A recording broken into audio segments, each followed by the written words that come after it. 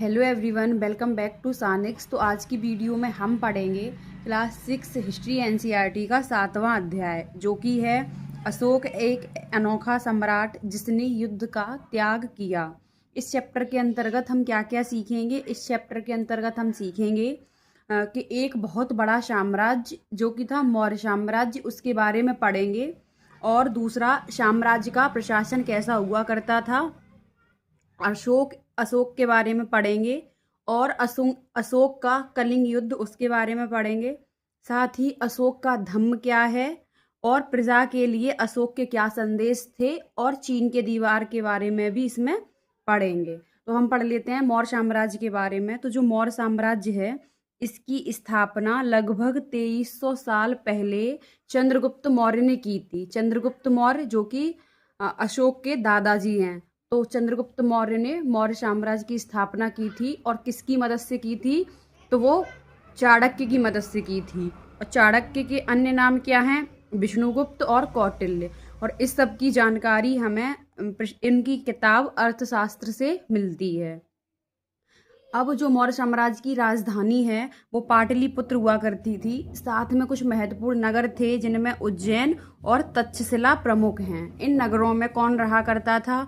व्यापारी, अधिकारी और शिल्पकार इन नगरों में रहा करते थे। और दूसरी ओर गांव में भी लोग निवास करते थे। तो गांव में कौन लोग रहते थे? जैसे किसान और पशुपालक। और पूरे साम्राज्य में अलग अलग लोगों का अलग अलग भोजन, पोशाक और भाषाएं हुआ करती थी। अब यहाँ पर ये जो मैप है, इसमें मौर्य साम्राज्य के कुछ महत्वपूर्ण नगर और अशोक के अभिलेख दर्शाए गए हैं। तो ये देखो, तक्षशिला, उज्जैन, पाटलिपुत्र, और इसी प्रकार से आप भी इस मैप में देख लेना। ये जो भी अशोक के अभिलेख मिले हैं वहाँ से, ये सब प्राप्ति स्थल हैं उनके, जिसमें मानसहरा, सहवाजगढ़ी और ये कांधार, साथ ही ये मास्की और इलाहाबाद, सारनाथ, सांची, टोपरा, रामपुरवा, धौली, ये कुछ महत्वपूर्ण अभिलेख हैं, और इनको अच्छे से आप याद रख लेना। और अब आगे हम जान लेते हैं कि वंश क्या होता है। तो वंश का मतलब होता है जब एक ही परिवार के कई सदस्य एक के बाद एक राजा बनते हैं, तो उसको हम वंश का नाम दे देते हैं। ये बहुत मतलब इम्पोर्टेंट फैक्ट है कि वंश से आप क्या समझते हैं। और आगे चल के आप और भी वंश पढ़ने वाले हो। अभी जैसे हम मौर्य वंश की बात कर रहे हैं। अब सबसे पहले जो राजा थे वो है चंद्रगुप्त। फिर उनके पुत्र होते हैं बिंदुसार, और बिंदुसार के पुत्र हैं अशोक। यानी कि अशोक के पिताजी का नाम है बिंदुसार और अशोक के दादाजी का नाम है चंद्रगुप्त। तो चंद्रगुप्त के पोते हुए अशोक। अब साम्राज्य का प्रशासन कैसा हुआ करता था? तो जो साम्राज्य था वो क्या था? अलग अलग हिस्सों पर अलग अलग ढंग से शासन हुआ करता था। और जो कर व्यवस्था थी कैसी थी कि नियमित ढंग से, मतलब नियमित रूप से वहाँ पे कर इकट्ठा किया जाता था फसल के ऊपर और व्यापारियों से। और नजराना क्या होता था? ये नजराना जो होता था वो अनियमित रूप से जब भी संभव हो तब लिया जाता था, और इसको लोग अपनी स्वेच्छा से देते थे। उदाहरण के लिए हम एक देख लेते हैं कि उत्तर पश्चिम कंबल के लिए, दक्षिण भारत सोने व कीमती पत्थरों के लिए प्रसिद्ध था। और अब एक मेगास्थनीज का वर्णन दिया गया है, उसको देख लेते हैं। मेगास्थनीज ने मौर्य साम्राज्य का वर्णन कैसे किया है। सबसे पहले तो जो मेगास्थनीज हैं वो पश्चिमी एशिया यूनानी राजा सेल्यूकस निकेटर के राजदूत थे। और इनकी एक पुस्तक है इंडिका, जो कि एग्जाम में बार बार पूछी जाती है। मेगास्थनीज की प्रमुख पुस्तक का नाम क्या है? इंडिका।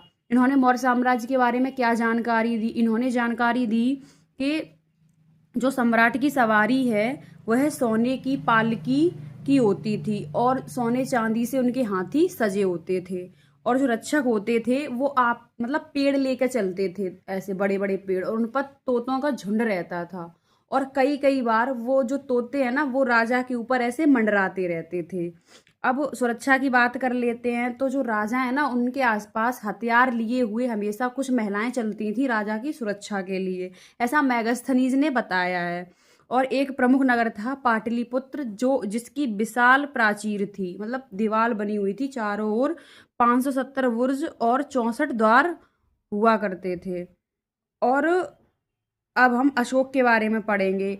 देखिए, अशोक जो है वो मौर्य वंश के सबसे प्रतापी शासक हुए हैं और इन्होंने सबसे पहले ये काम किया कि अभिलेखों के द्वारा इन्होंने अपनी जो भी सूचनाएं हैं, जो भी संदेश हैं, वो जनता तक पहुंचाने का इन्होंने प्रयास किया।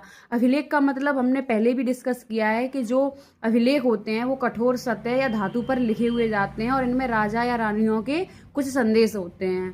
तो इनके जो सामान्यतः अभिलेख हैं वो प्राकृत और ब्राह्मी लिपि में मिले हैं। और एक युद्ध करते हैं सम्राट अशोक, कलिंग युद्ध। और ये जो कलिंग है ये उड़ीसा का प्राचीन नाम है। इस कलिंग युद्ध में 1.5 लाख से ज़्यादा लोग घायल होते हैं और 1 लाख से ज़्यादा लोगों की मृत्यु हो जाती है। तो ये सब देखकर अशोक के मन में वृत्तिष्ठता का भाव आ जाता है और उनका हृदय परिवर्तन हो जाता है। इसी के साथ वो धम्म अपना लेते हैं और वह बुद्ध धर्म अपना लेते हैं। अब हम अशोक के धम्म के बारे में पढ़ लेते हैं कि अशोक का धम्म क्या कहता है कि किसी भी देवता की पूजा अथवा कर्म कांड की आवश्यकता नहीं है और उनका जो धम्म है वो अशोक के उपदेशों से प्रभावित है। जैसे उन्होंने कैसे प्रजा को संदेश दिया, जैसे पिता अपने बच्चों को अच्छे व्यवहार की शिक्षा देते हैं ना, वैसे उन्होंने जनता को भी संदेश दिया। अब धम्म महामात्र क्या होते हैं? धम्म महामात्र का मतलब है वो अधिकारी कुछ नियुक्त किए जाते थे जो जगह जगह पर धम्म की शिक्षा देते थे।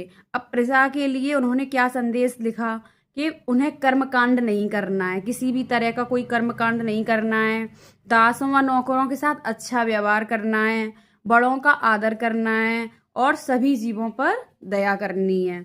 अब हम धार्मिक सहिष्णुता का मतलब समझ लेते हैं कि धार्मिक सहिष्णुता का मतलब क्या होता है, जिनका संदेश वो अशोक अपनी जनता को दे रहे थे। तो धार्मिक सहिष्णुता का मतलब होता है ना ही अपने धर्म की प्रशंसा करनी है और ना ही किसी दूसरे के धर्म की निंदा करनी है। ये दोनों ही गलत होते हैं, इसको हम धार्मिक सहिष्णुता कहते हैं। अब हम चीन की दीवार के बारे में पढ़ लेते हैं। एनसीईआरटी में ये फैक्ट दिया गया है। जो चीन की जो चीन की दीवार है इसका निर्माण 2400 साल पहले यानी कि मौर्य साम्राज्य से थोड़ा पहले हुआ था और इसको चीन सम्राटों ने बनाना शुरू किया। इसका उद्देश्य क्या होता था? जो उत्तरी सीमा के पशुपालक लोग थे ना, उनकी रक्षा करना। और इसका जो निर्माण कार्य था 2000 वर्षों तक चला। साथ ही यह 6400 किलोमीटर लंबी है। तो ये चीन की दीवार के बारे में कुछ महत्वपूर्ण तथ्य हैं जो इस चैप्टर में दिए गए हैं। और इस प्रकार से ये जो क्लास 6 हिस्ट्री एनसीईआरटी का 7वां अध्याय है, हमने इसको भी कंप्लीट कर लिया है। अगली वीडियो में हम चैप्टर 8 पर बात करेंगे और अगर इसका पीडीएफ चाहिए तो टेलीग्राम चैनल सानिक्स पर प्रोवाइड करा दिया जाएगा। आप वहां से इसको डाउनलोड करके रिवीजन कर सकते हैं। अगर वीडियो अच्छी लगे तो वीडियो को लाइक करें, साथ ही चैनल को सब्सक्राइब करें। अगली वीडियो में मिलते हैं। जय हिंद।